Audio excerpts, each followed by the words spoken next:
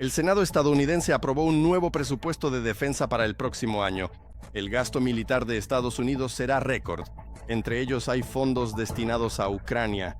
Les contaré cuánto recibirá exactamente Kiev de Washington para defensa. Y además de esto, especial atención. Hoy pondré énfasis en estos hechos y acontecimientos. En Bruselas se celebra la última cumbre de la UE de este año. Los líderes europeos buscan consenso sobre el uso de los miles de millones rusos congelados para ayudar a Ucrania. ¿Hay alguna decisión? No abandonaremos la cumbre sin una decisión sobre la financiación de Ucrania para los próximos 2 años. Un nuevo ataque contra Ucrania es imposible. La OTAN y otros socios de Kiev están desarrollando un sistema de seguridad multinivel y envían al Kremlin otra señal clara. Putin debe entender que después de un acuerdo de paz, si vuelve a intentar atacar a Ucrania, la reacción será devastadora. Polonia ha puesto su defensa antiaérea en plena alerta de combate. En medio de las crecientes amenazas del Kremlin, Varsovia ha completado el programa Vístula, que protegerá contra ataques con misiles y aéreos. Este es el componente más costoso del sistema de defensa nacional de Polonia. Buenas noches, mi nombre es Mikhail Baranov y a continuación les contaré todo con más detalle. En Bruselas se está celebrando una cumbre de 2 días de la Unión Europea en la que se discute un crédito de reparación para Ucrania a costa de los activos rusos congelados. Una decisión positiva podría acercar una paz justa y garantizar la seguridad de toda Europa. En la reunión de los líderes de la UE también estuvo presente el presidente Zelensky, quien señaló que si Ucrania no recibe una respuesta positiva sobre el préstamo, entonces ya en primavera, Kiev podría enfrentarse al problema de la falta de fondos para defenderse de la agresión militar rusa. ¿En qué consiste la amenaza? El déficit será de 45 a 50 mil millones. Eso es seguro, pero el déficit podría ser aún mayor. No sabemos cómo se desarrollarán los acontecimientos el próximo año, pero estamos haciendo todo lo posible para poner fin a la guerra en un futuro cercano.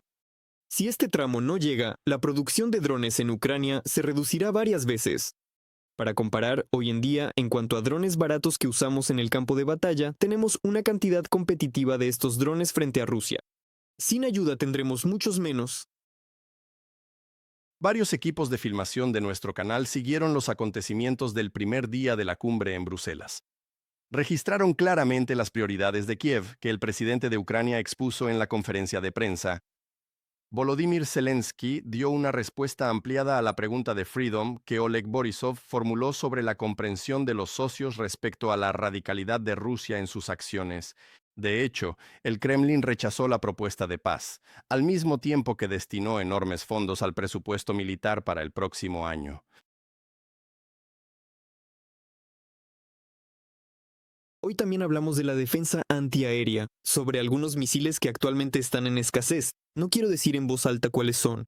Hay algunos sistemas que no cuentan con ciertos tipos de misiles. Hoy discutí con los socios que podemos debatir mucho y durante mucho tiempo.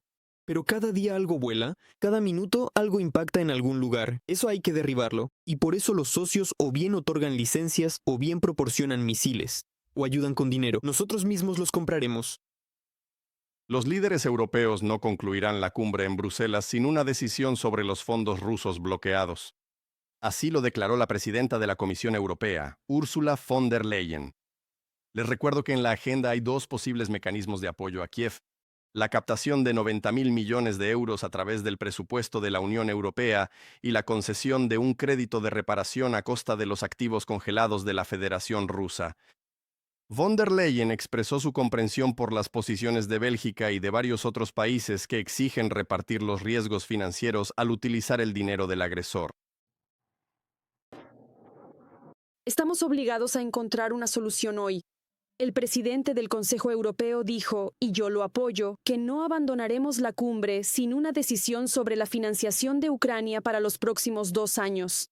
Y una de las 2 opciones debe ser acordada obligatoriamente. A pesar de las diferencias técnicas entre algunos países de la UE, los líderes encontrarán una solución de compromiso para el apoyo financiero a Ucrania. Emmanuel Macron está convencido de ello. Al hablar con la prensa antes del inicio de la cumbre de la UE, El presidente de Francia señaló que ya se están llevando a cabo importantes discusiones sobre cómo utilizar los activos rusos congelados. Y para los europeos es importante apoyar a Ucrania y ayudarla a continuar su lucha contra la agresión rusa, así como acercarse a una paz justa y duradera. Como europeos, hemos logrado congelar los activos rusos. Esto se ha hecho, y es algo bueno. Ahora necesitamos asegurar la financiación a través de un crédito. Encontraremos una solución técnica, por lo tanto, no debemos dividirnos por detalles técnicos, y la opinión de cada uno debe ser escuchada. Por eso mantendremos una discusión con nuestro colega belga, con todos nuestros colegas. Quiero que este trabajo sea colectivo y tranquilo, y estoy seguro de que encontraremos una solución porque los europeos están unidos en este deseo de avanzar. Más detalles sobre qué declaraciones hicieron hoy los líderes europeos en la cumbre de la UE y si hay una decisión sobre el crédito de reparación para Ucrania, nos los contará nuestro corresponsal especial en Europa, Vitaly Sisov. Vitaly, buenas noches. ¿Cuáles son los resultados del primer día de la reunión de los líderes europeos? ¿A qué detalles prestaste especial atención? Buenas noches, Mijail. Yo diría que aún quedan varias horas para que termine el día y hasta ahora los líderes no han comenzado a discutir en esencia la cuestión ucraniana. Pero aquí, al hablar con personas con información privilegiada, al hablar con personas involucradas en las negociaciones, hay información de que a nivel técnico, las negociaciones entre Bélgica, la Comisión Europea y el Consejo Europeo continúan. Pero el texto final aún no está listo y probablemente lo presentarán. Ya después de la cena, la idea es presentar y preparar el texto con puntos detallados que aborden todas las posibles preocupaciones de Bélgica. Naturalmente, la atención principal se centra directamente en el crédito de reparación, y hasta ahora esa sigue siendo la opción número 1. Se percibe un pequeño pero avance. Justo antes de la reunión, la descripción más precisa del momento la dio el primer ministro de Polonia, Donald Tusk. Él subrayó que ahora la Unión Europea enfrenta una elección muy sencilla. Ahora tenemos una elección sencilla ante nosotros. O el dinero hoy o la sangre mañana. Y no hablo solo de Ucrania, hablo de Europa. Y es nuestra decisión, y solo nuestra. Creo que todos los líderes europeos deben, por fin, mostrarse en esta situación. Y eso es todo lo que puedo decir hoy. Ese fue realmente todo su comentario. Su comunicación con la prensa fue muy breve, menos de un minuto.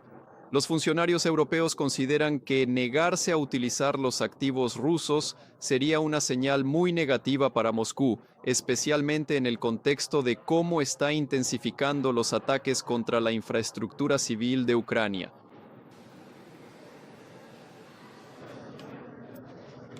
No vemos ninguna disposición por parte de Rusia para entablar negociaciones serias sobre la paz. Incluso la propuesta de un alto el fuego en Navidad fue rechazada. Por eso, claramente necesitamos presionar a Rusia para que deje de fingir que está negociando y realmente se siente a la mesa de negociaciones. Luego, por supuesto, discutiremos el crédito de reparación. Como ya mencionaste, Mijail, los representantes de la Unión Europea están decididos, entienden que es necesario tomar decisiones sobre la financiación de Ucrania para los próximos 2 años y que no se puede dejar a Ucrania con un déficit presupuestario. Por eso, no solo Ursula von der Leyen, sino también Antonio Costa, quien también es presidente del Consejo Europeo, subrayó que no tiene planes de abandonar este edificio. Cerrar esta reunión sin una decisión concreta sobre la financiación. Hemos inmovilizado los activos rusos congelados en Europa hasta el final de la guerra y hasta que Rusia pague las reparaciones a Ucrania. Cumplimos con esto la semana pasada, cuando el Consejo aprobó la inmovilización a largo plazo de los activos rusos congelados en Europa. La segunda decisión que tomamos es garantizar las necesidades financieras de Ucrania para los años 2026 y 2027. Puedo asegurarles que trabajaremos en esto hoy y, si es necesario, mañana, pero nunca abandonaremos este consejo.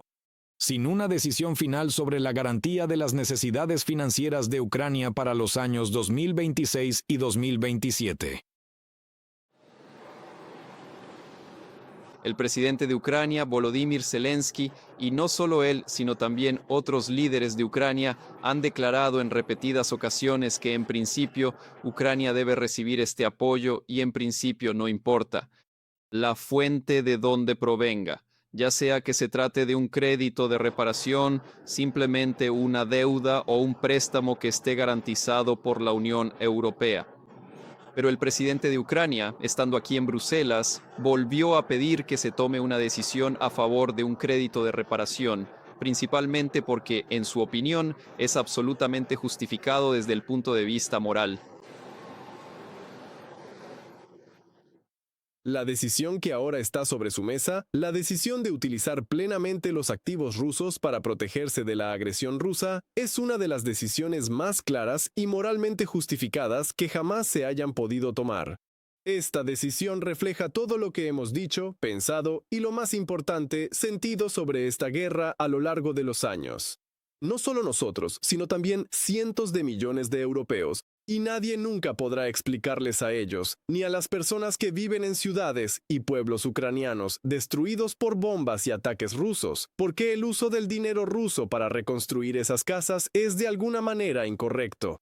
Nadie nunca podrá explicar a un niño ucraniano cuyos padres fueron asesinados en esta guerra que el agresor no tiene la culpa y no debe asumir ninguna responsabilidad. Probablemente Volodymyr Zelensky transmitió este mismo mensaje al primer ministro de Bélgica, Bart de Wever, cuando estuvo aquí de visita durante el día y naturalmente le comunicó esta posición de Ucrania. Por ahora, esa es toda la información, pero estoy aquí en mi lugar de trabajo y se observa una pequeña calma, lo que indirectamente indica que las negociaciones de hecho están llevándose a cabo a nivel técnico y que hay decisiones y avances. Sobre todo porque Bélgica, el país clave en esta cuestión, que mantiene congelados alrededor de 180.000 millones en activos rusos, aunque siempre se ha expresado con cautela sobre la posibilidad de tomar esta decisión, al mismo tiempo no la ha descartado, diciendo que lo más importante es tener en cuenta todas sus preocupaciones. Y esperemos que sus preocupaciones sean tomadas en cuenta y que la decisión se tome en un futuro próximo. Vitaly, gracias por un informe tan detallado y por la información desde Bruselas. Con nosotros, en conexión directa desde Bélgica, estuvo el corresponsal especial del canal Freedom en Europa, Vitaly Sisov. Él habló sobre las principales declaraciones que se hicieron en la última cumbre de líderes de la Unión Europea de este año.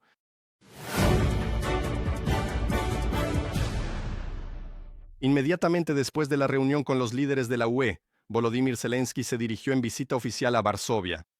Para el viernes están previstas negociaciones con el presidente y el primer ministro de Polonia.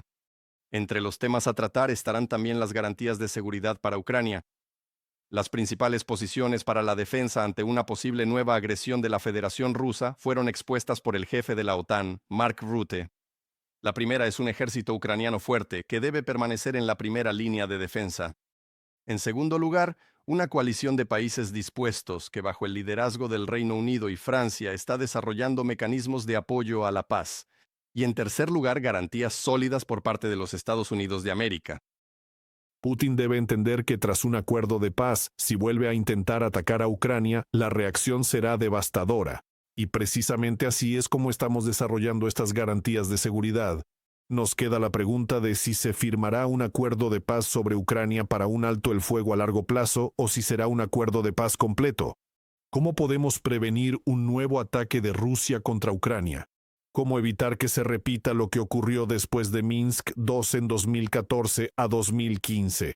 Y es aquí donde entran en vigor las garantías de seguridad. Mientras tanto, Polonia declaró la plena preparación para el combate de los sistemas de misiles antiaéreos Patriot. Así lo informó el ministro de Defensa del país, Władysław Kosiniak-Kamysz. Él subrayó que se trata de un acontecimiento histórico que el país llevaba años esperando y lo calificó como un nuevo paso en su aspiración de Varsovia de fortalecer la defensa antiaérea del flanco oriental de la OTAN. Polonia implementará ahora las siguientes fases del programa Wisła, que está diseñado para proteger al país de las amenazas aéreas. El ministro también añadió que Polonia recibirá 48 lanzadores adicionales hasta 2029. Patriota. Esta es la parte más cara. Es el componente más caro del Sistema de Defensa Nacional de Polonia. El lanzamiento de drones o misiles y los costos para contrarrestarlos son 10 veces mayores, si no mucho más, que el costo de los propios misiles o drones lanzados. Esto demuestra la magnitud de estas inversiones.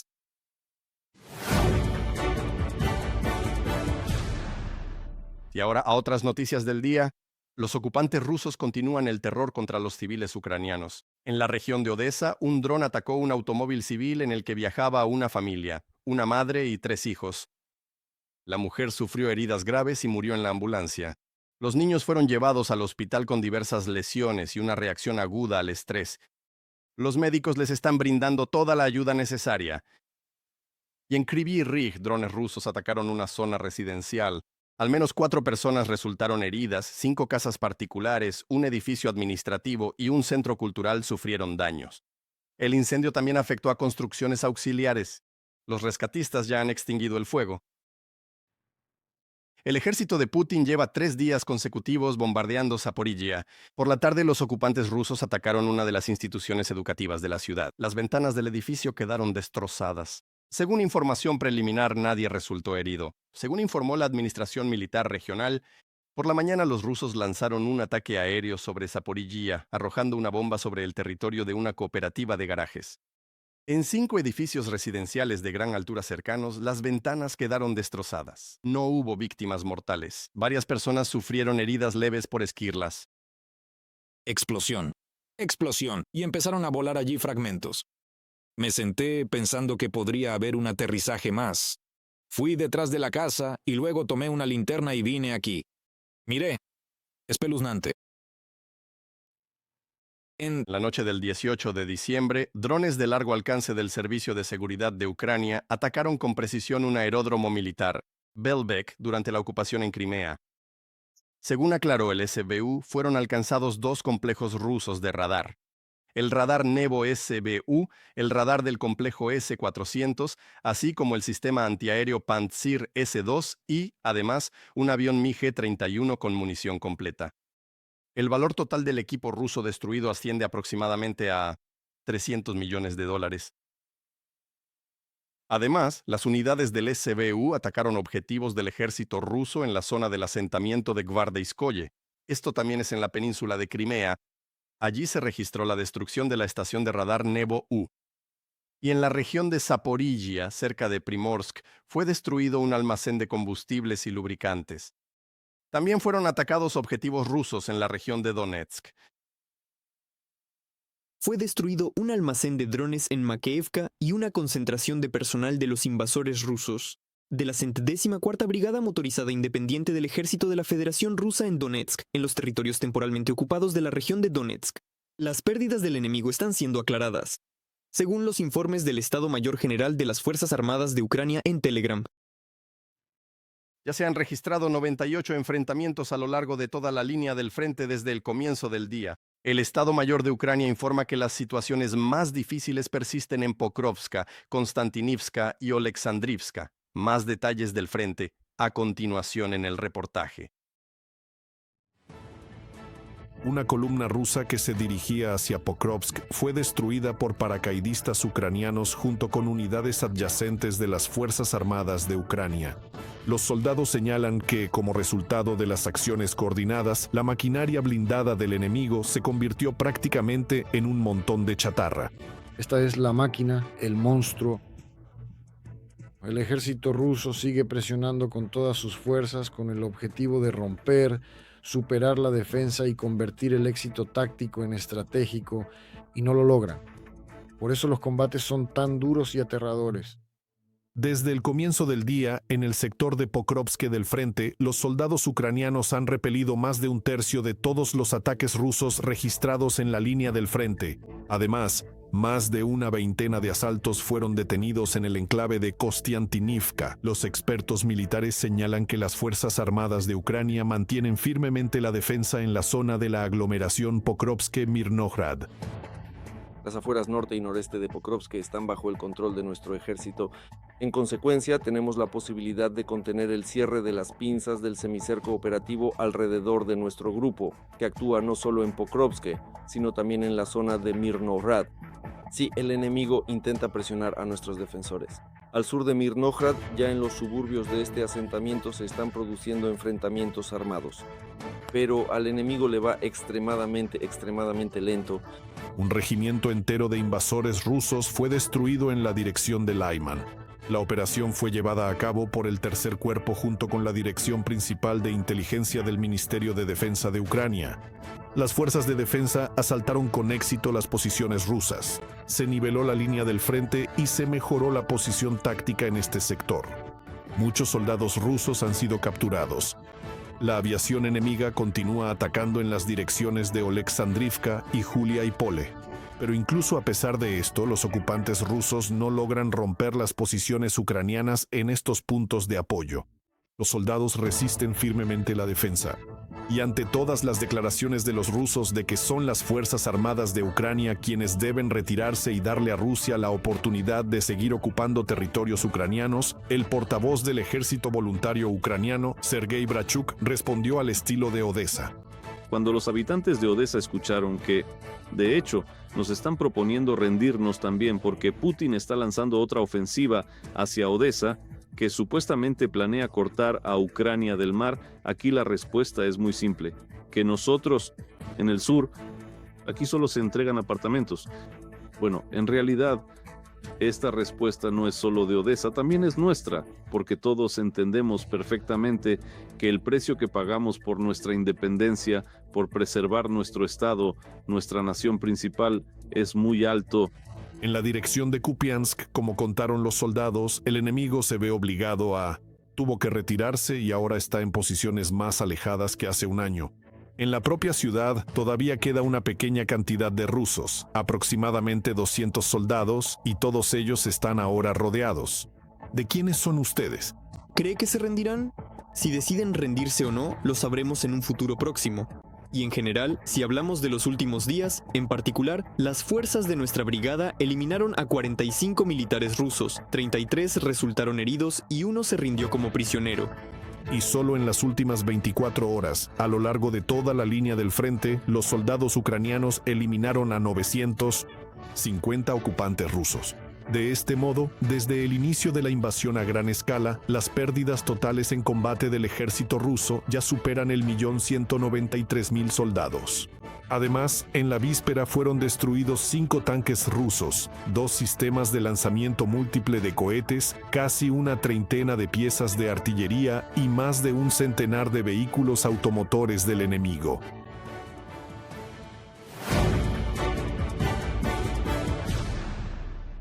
El Senado de los Estados Unidos de América aprobó un presupuesto de defensa récord para el próximo año.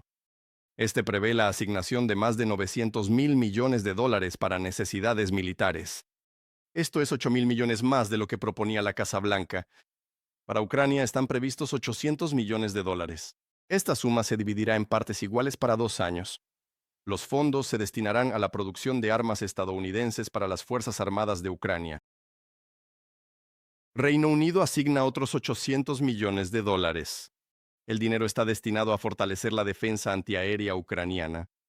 El paquete de ayuda incluirá torretas automatizadas y misiles para destruir drones rusos. El gobierno británico subrayó que la decisión se tomó en el contexto de los ataques a la infraestructura energética y crítica durante el periodo invernal. Además, en el marco de la ayuda militar, Reino Unido ya ha suministrado a Ucrania más de 1.000 misiles y más de 250.000 municiones para los sistemas de defensa aérea. Los nuevos sistemas británicos, incluidos Raven y Gravehawk, así como torretas para combatir los drones Shahed, reforzarán la defensa de Ucrania. Este invierno, el Reino Unido ha destinado más de $800 millones estadounidenses a sistemas de defensa antiaérea, incluidas torretas avanzadas capaces de derribar drones rusos para apoyar a Ucrania durante el invierno, ya que los ataques de Putin sumen en la oscuridad hogares, hospitales y centrales eléctricas. Del comunicado del Ministerio de Defensa del Reino Unido, La Unión Europea está aumentando la presión sobre la Federación Rusa.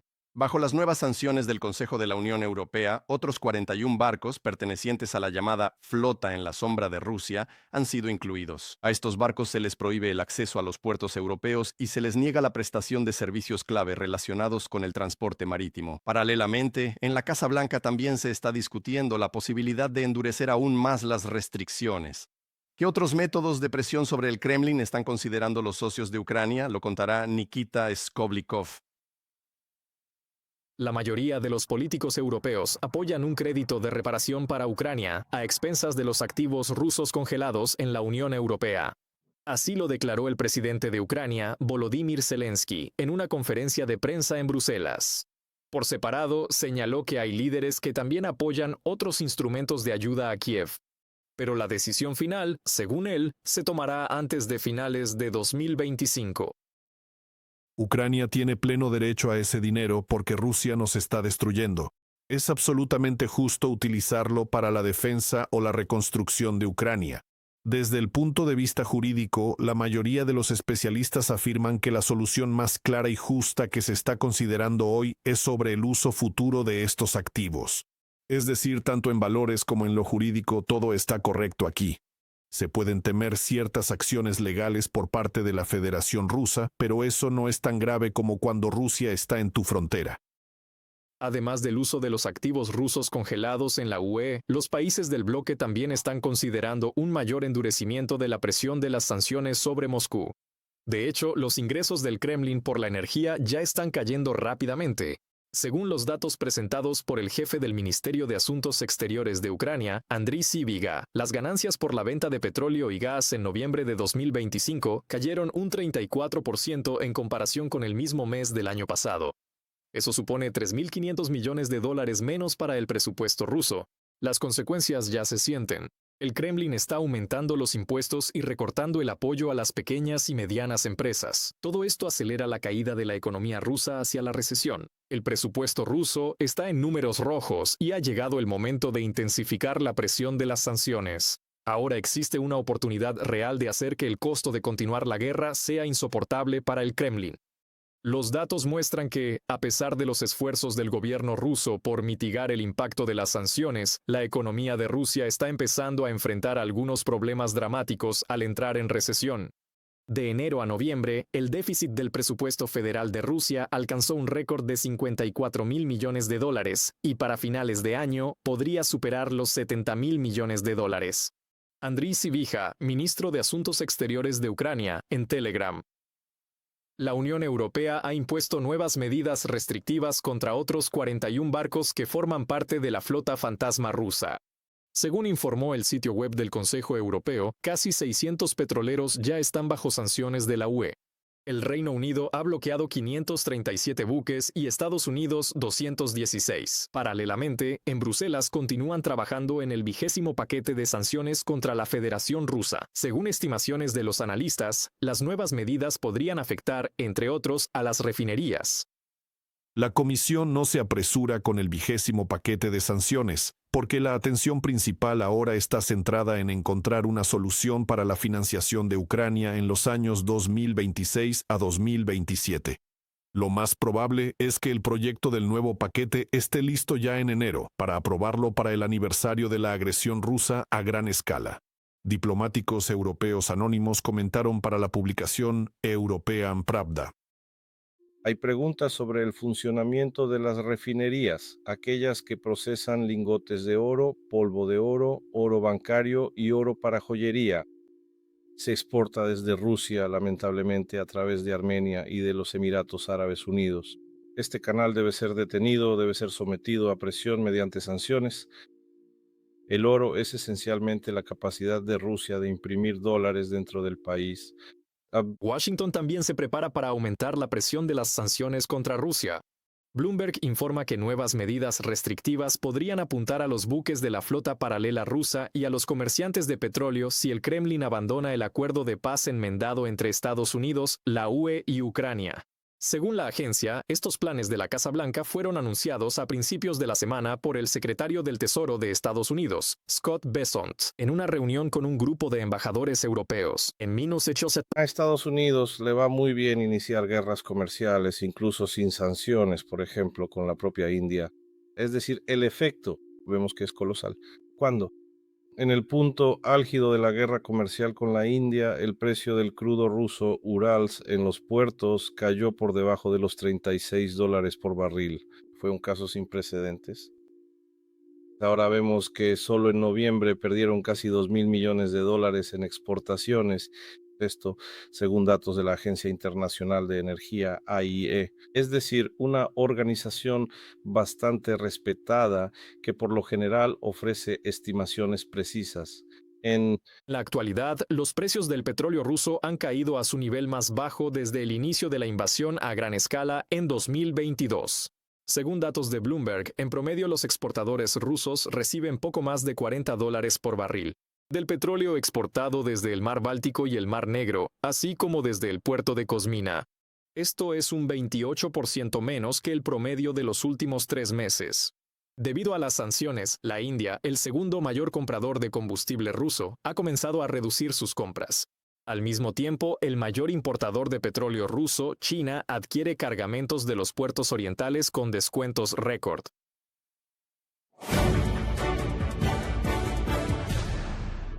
En el Parque Acuático de Río de Janeiro, Brasil, crearon una verdadera magia navideña. Y no solo para los visitantes del acuario más grande de Sudamérica, sino también para sus habitantes marinos. Santa y la señora Claus, vestidos con trajes rojos, se sumergieron con tanques de oxígeno y largas aletas para instalar un árbol de Navidad bajo el agua. Y al parecer, el espectáculo les gustó a los tiburones, rayas y peces tropicales. Nadie resultó herido.